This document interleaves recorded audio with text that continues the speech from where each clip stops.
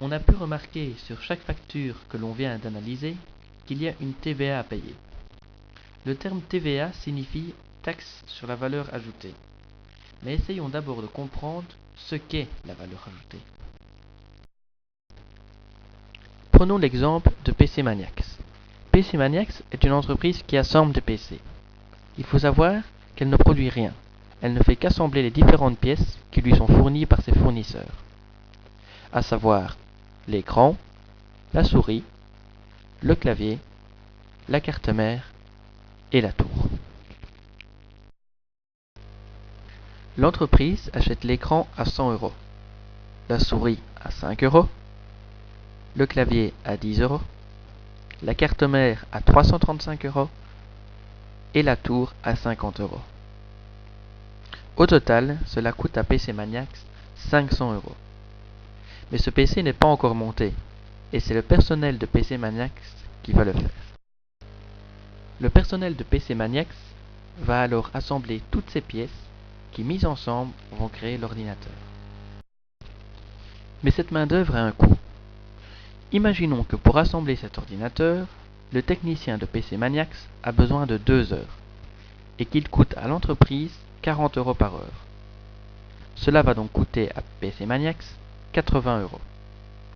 À cela, on va rajouter tous les autres frais, comme l'électricité et le chauffage, pour un montant approximatif de 20 €.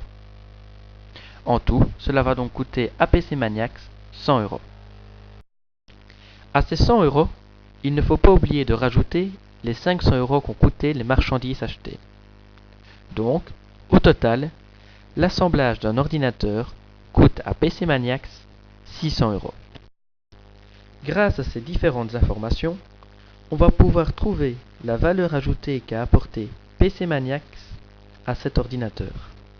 En entrant dans PC Maniacs, les différentes marchandises valaient 500 €. En sortant de PC Maniacs, ces différentes marchandises assemblées valent maintenant 600 €. On peut donc dire que PC Maniacs a apporté une valeur ajoutée de 100 €. En effet, la valeur ajoutée est donc la différence entre le prix de vente du produit, dans ce cas l'ordinateur à 600 €, et le prix d'achat des marchandises, dans ce cas 500 €.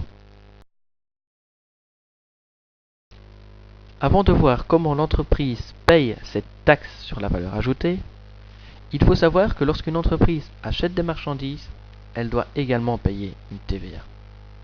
Mais cette TVA, elle pourra la récupérer par après. Imaginons que le taux de TVA est à 21%. Alors, lorsque PC Maniacs a acheté ces marchandises, elle a payé une TVA de 105 €, qui équivaut à 21% de 500 €. Lorsque le client va acheter le PC chez PC Maniacs, il va lui payer une TVA de 126 €, qui équivaut à 21% de 600 €.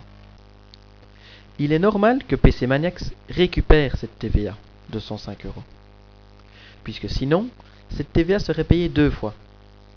Une fois par le consommateur final et une fois par PC Maniacs.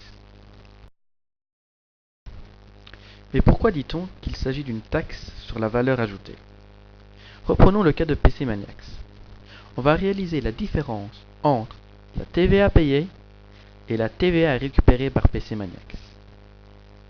Cette différence est de 21 €, 126 € moins 105 €, ce qui représente bel et bien 21% de la valeur ajoutée créée par PC Maniacs. 21% de 100 € donc.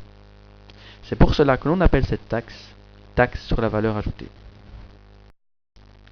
C'est donc le consommateur final, celui qui a acheté le PC à PC Maniacs, qui va payer l'entièreté de la TVA, puisque celui-ci ne récupérera pas de TVA comme c'est le cas pour PC Maniacs. Il va donc payer 600 € plus 126 € de TVA, soit un total de 726 €.